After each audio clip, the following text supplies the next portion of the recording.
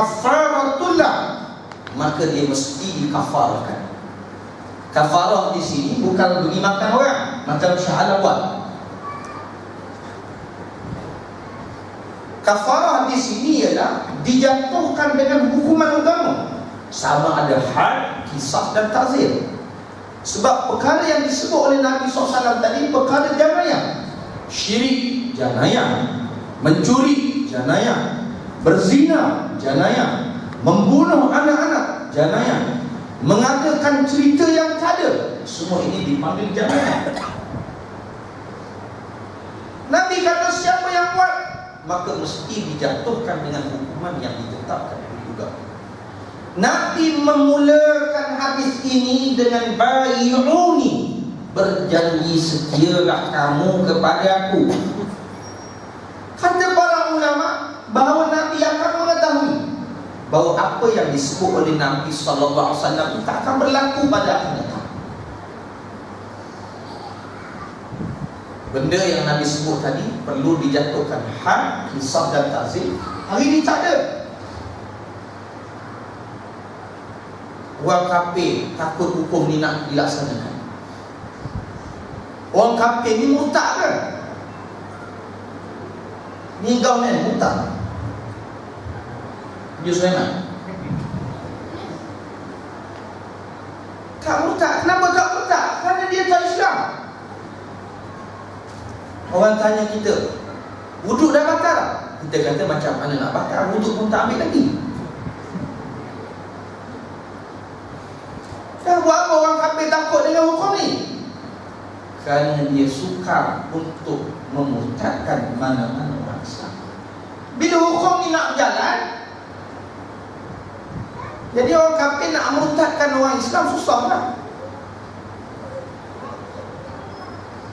Sebab itu hari ini orang murtad ni juga, sehingga buat badan NGO, pelajar-pelajar yang mengaji di Europe buat satu badan yang murtad di luar negara, balik buat satu badan. Ekonomi hebat, duit banyak, pekerjaan yang mantap, buat satu badan murtad, badan yang melakukan janayah kepada Allah Subhanahu. Nabi menyebut jangan mencuri. Kita ditipu oleh orang Melayu kita, curi 10 sen pun kena kat tangan. Ini orang Melayu tipu kita. Hukum Islam ni payah nak jatuh. Dia ada khadal. Apa sebab kamu mencuri? Bukan curi je kat tangan. Hukum yang ada pada hari ini zalim. Curi RM2 duit masjid, penjara 5 tahun. Pencuri duit negeri berapa juta, setahun dia penjara. Tahu tak cerita ni? Duduk. Kalau tak tahu juga. Ini nak sebut sedang jemaah yang dimuliakan. Nabi kata wala tazmu, jangan berzina. Zina pun jangan, kerana zina ini merosakkan keturunan. Sebab itu dalam agama dihalalkan bunuh kepada 3 darah. Darah orang yang murtad, darah orang yang membunuh orang lain, dan darah orang yang sudah berkahwin kemudian dia berzina. Saya mengajar di satu tempat di Belak sana, kat kawasan saya. Ada seorang hamba Allah dicerita dengan saya, isteri dia berzina di jemaah dia sendiri kena. Berlaku cerita ni bukan 90-an, 2015. Cerita isteri dia berzina dengan jiran sebelah rumah. Cerita dia, isteri dia pergi kerja, tumpang jiran sebelah rumah. Pergi kerja, tumpang jiran sebelah rumah. Sehingga kan jiran perempuan yang isteri dia tumpang jiran lelaki pergi kerja, isteri kepada jiran yang bagi tumpang naik kereta ni, isteri dia tak kerja duduk rumah. Isteri yang tak berfikir tadi mengadu kepada jiran lelaki yang memberikan isteri ditompak pada jiran tadi, bagi tahu isteri kamu berzina dengan suami saya. Dia kata, mana mungkin, suami awak baik, isteri saya pun baik. Lalu lama kelamaan takdir Allah, dia sendiri menangkap jiran dia dengan isteri dia berzina. Dia pun temu dengan saya, nak buat macam mana Ustaz? Saya kata rejam sampai mati. Nak rejam kat mana? Saya kata tak boleh buat, hukum tak ada. Hukum tu ada dalam Quran, tapi tak ada dalam negara. Habis nak buat macam mana? Saya pun jawab, at-talaqu marratan fa imsaku bima'rufin wa tasrihun bil ihsan. Ceraikan dia dengan cerai yang baik, jangan pukul dia, biar. Tapi saya sayang bagi isteri saya, sayang pula. Okay, sekali kita mari lagi sekali mengajar situ. Dia sudah jual rumah dia dan dia pun bawa isteri dia pulang. Ceritanya, hari ni orang satu kan mengikhtilaf hubungan lelaki dan perempuan pun tak ada. Pergi kerja, kalau tuan-tuan duduk di pejabat, waktu makan tengah hari, isteri orang dengan suami orang pergi keluar sekali. Pak stesen pergi kerja luar, naik kereta suami orang, kereta duduk sebelah isteri, suami isteri orang. Kena jaga ikhtilaf. Kenapa? Ada tak dugam. Nabi sebut jangan berzina, jangan mengada-ngadakan cerita. Semua ini perlu dikafarahkan, perlu dijatuhkan hukuman dengan hukuman yang ditetapkan oleh ulama. Ada orang kata pula, kalau nak jatuh hukuman agama ni kena cari 4 orang saksi, 4 orang saksi yang adil.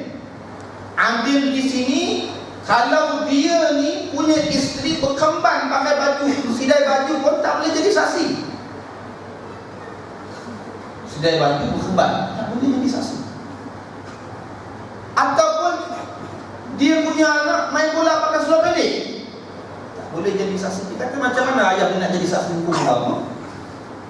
Anak dia main bola pun pakai seluar pendek. Dia kata payahnya nak jadi saksi ni, ketatnya hukum. Nak cerita hukum Islam ni bukan hukum nak menjatuhkan hukum. Susah, payah. Habis kalau payah macam ni, payahlah nak cari saksi. Kita tak buat hukum ni lagi, kita kata tak ada saksi. Hukum ni Allah Ta'ala yang jadikan. Tahulah Allah Ta'ala nak hantar siapa yang layak menjadi saksi. Macam ketika mana kami mengaji di Masjid Azhar dulu, tengah-tengah kami bertalaki di Masjid Azhar, datang seorang Arab Mesir, tak tahu dari mana. Dia pun tanya kepada Syekh, ya Syekh, ini soal. Ya Syekh, fadal, aku nak soal. Kalau aku nak semayang ni, aku nak buat apa? Kata Syekh, ambil wudu dengan air. Kalau tak ada air, ambil dengan tanah. Kalau tak ada tanah, tayamum dengan debu. Kalau tak ada debu, kata Syekh, tak ada debu, mari jubah.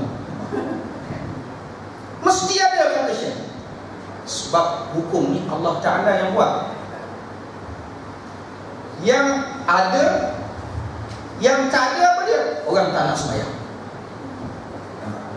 Hukum ni Allah Ta'ala buat. Ada tak daripada zaman Nabi sampai sekarang tuan-tuan jumpa orang tak sembahyang? Apa sebab awak tak sembahyang?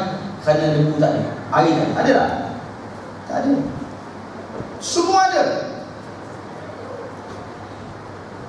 Sempadan manusia ialah Al-Quran. Al-Quran ini ialah panduan manusia. Peraturan manusia ialah Quran, sunnah Nabi SAW. Kalau matahari pun ada peraturan dia, matahari jangan naik belah barat. Kalau naik belah barat, mampu kita. Bulan pun ada tempat dia, bintang pun ada tempat dia. Semua ada peraturan. Makhluk yang duduk atas muka dunia Allah Ta'ala ni ada peraturan. Lembu yang kita sayang sekalipun, kita jangan beri dia makan nasi berani, mampu dia. dia ada makanan dia. Maka begitu juga manusia ini berpandu kepada Quran. Maka sebab itu Nabi SAW sebelum meletakkan sesuatu hukum, Nabi SAW memastikan syahadah. Dan hukum yang besar, Nabi SAW ini melakukan perjanjian pada para sahabat bahawa hukum ini mesti dilaksanakan. Sebab itu sidang jemaah yang dimuliakan oleh Allah Ta'ala, maka hijrah yang sebenar kita mahukan apa dia? Mahukan Al-Quran dan sunnah Nabi SAW dapat dilaksanakan sedikit demi sedikit. Kita tak mahu agama kita dilaksanakan dengan adat semata-mata. Kita mahu agama kita dilaksanakan dengan syariat yang ditetapkan oleh Allah Subhanahu Wa Taala. Sebab itu almarhum Tunku Ni Aziz, bila dia nak buat hudud, orang tak bagi. Dia kata tak apa, tak nak bagi aku buat hudud pun tak apa. Dia kata aku haram kamu mula-mula duit riba, daripada duit riba kepada bank Islam. Kemudian Tunku menukarkan hari cuti Jumaat dan Sabtu. Kemudian Tunku kata apa, mana-mana orang perempuan yang berniaga di Kota Baru, siapa yang tak tutup aurat kena bayar RM500. Nampak? Tak dapat buat hudud, Tunku buat hukum sikit dengan berpandukan Islam sedikit. Mudah-mudahan lama-lama insya-Allah hukum Islam akan terlaksana di atas muka bumi Allah Subhanahu Wa Taala. Wallahu a'lam. Wallahu a'lam. Alhamdulillah, demikian tadi di atas penyampaian yang cukup padat yang diberikan di atas huraian tersebut. Maka insya-Allah jelas dalam kehidupan kita ini, maka itulah syiar Allah Subhanahu Wa Taala, itulah yang melambangkan kemuliaan hidup kita sebagai seorang yang beragama Islam. Meskipun hebat mana kita pun di atas muka bumi Allah Subhanahu Wa Taala, tapi bila mana tak ikut pada Quran, berbanding daripada syariat Allah Subhanahu Wa Taala, tetap tidak mulia seseorang itu dalam kehidupan dengan Islam yang Allah berikan padanya. Muslimin muslimat yang dirahmati Allah Subhanahu Wa Taala sekalian, alhamdulillah kita akan berakhir pada panel kita yang ketiga, iaitu Al-Fadil Ustaz Dr. Azhar, yang mana insya-Allah saya yakin dan percaya ada kupasan sebagai yang terakhir dalam pusingan yang kedua ini. Selain daripada itu, alhamdulillah, tahniah dan syabas kerana masih lagi mengekalkan kedudukan anda semua dalam majlis ilmu ini. InsyaAllah, mudah-mudahan inilah jihad kita di atas jalan Allah Subhanahu Wa Taala. Mata, telinga kita, tangan yang kita menulis, langkah kaki kita semua, inilah yang akan menjadi saksi di hadapan Allah Subhanahu Wa Taala, insya-Allah. Ya hadirin hadirat muslimin muslimat yang dirahmati Allah Subhanahu Wa Taala sekalian, pada pusingan yang pertama tadi kita telah mendengar huraian daripada Al-Fadil Ustaz. Panel yang ketiga kita iaitu berkaitan tentang bagaimana nak membuktikan dengan hijrah ini sebagai lambang keimanan dalam kehidupan kita. Maka pada pusingan terakhir yang kedua ini ingin kita jelaskan dengan huraian iaitu apakah perkara yang boleh menjadikan seseorang itu untuk istiqamah berterusan dengan keimanan di atas muka bumi Allah ini. Dalam masa yang sama adanya datangnya dengan ujian-ujian berbentuk fahaman-fahaman hari ini, dengan ujian yang mendatang terhadap dirinya. Jadi bagaimanakah kaedah cara tersebut? Jadi mudah-mudahan insya-Allah kita dengar huraian tersebut sebagai yang terakhir. Dan seperti biasa, seperti awal saya sebutkan tadi, boleh fikirkan persoalan yang akan disoalkan untuk selepas daripada ini insya-Allah. Persilakan. Assalamualaikum warahmatullahi wabarakatuh. Bismillahirrahmanirrahim. Alhamdulillahirabbil alamin.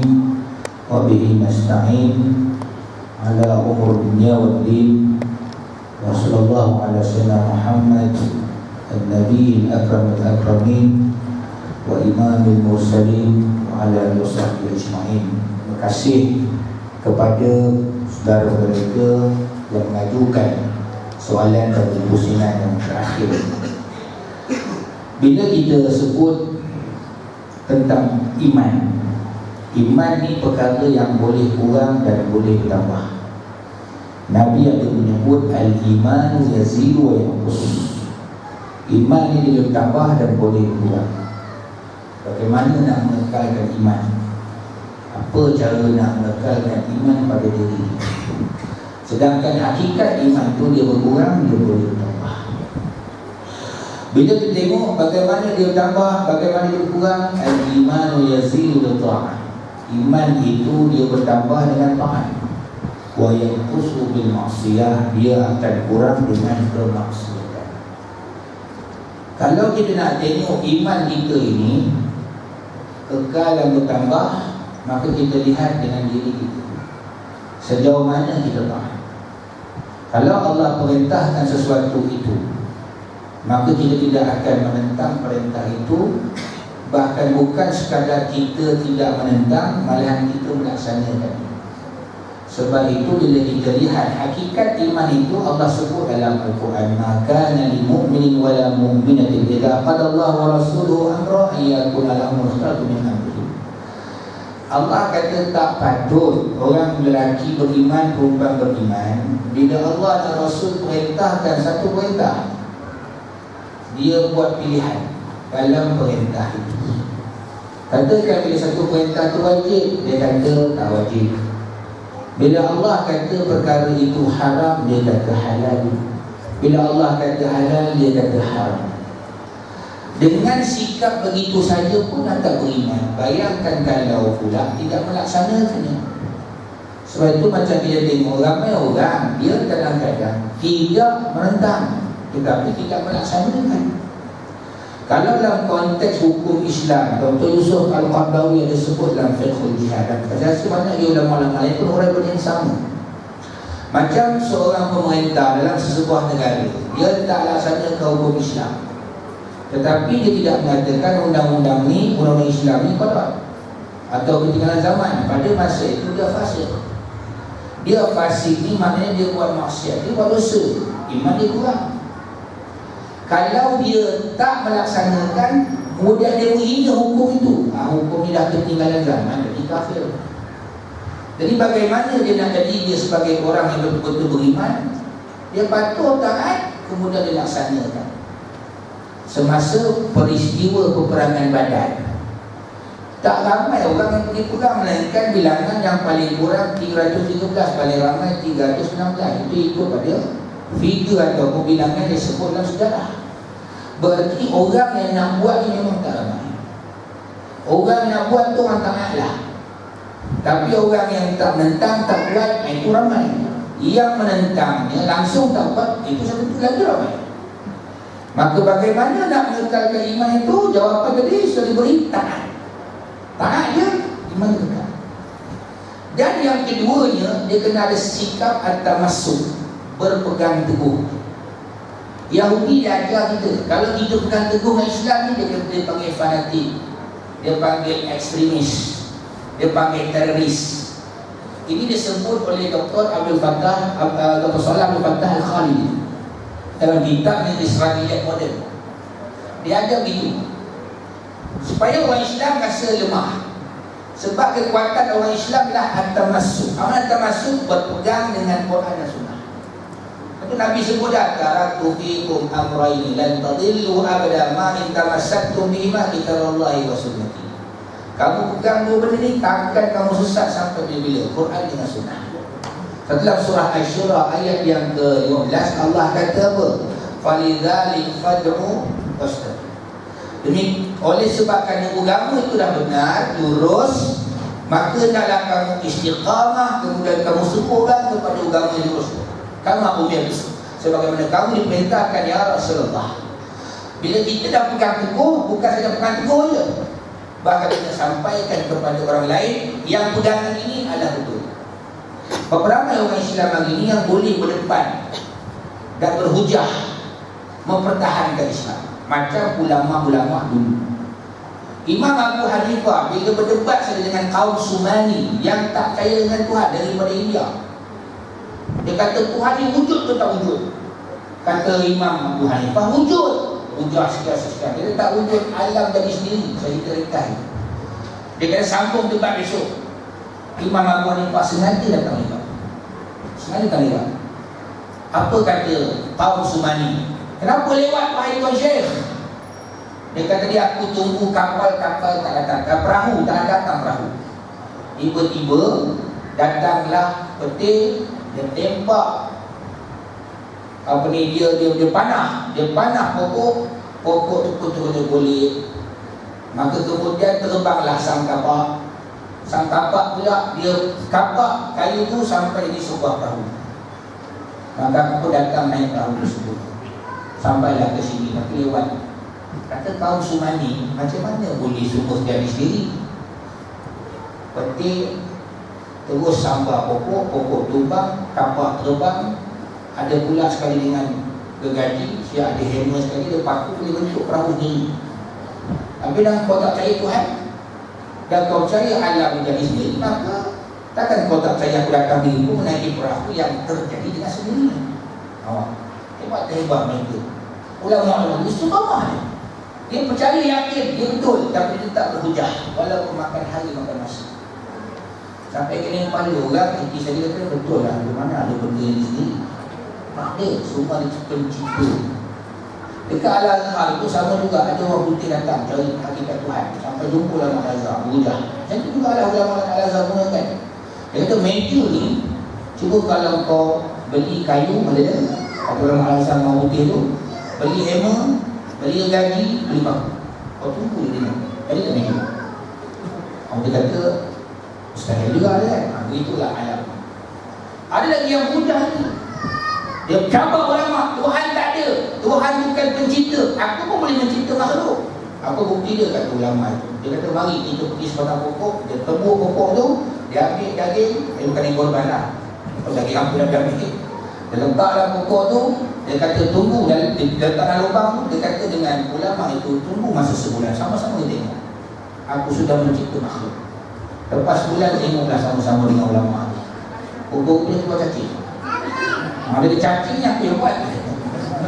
Bukan Tuhan dia buat, aku boleh buat. Ulama cerdik, sebab istiqamah ni. Lepas tu kena ikut ulama. Kita tak tahu apa, kita ikut orang. Ni ulama kata, oh cacing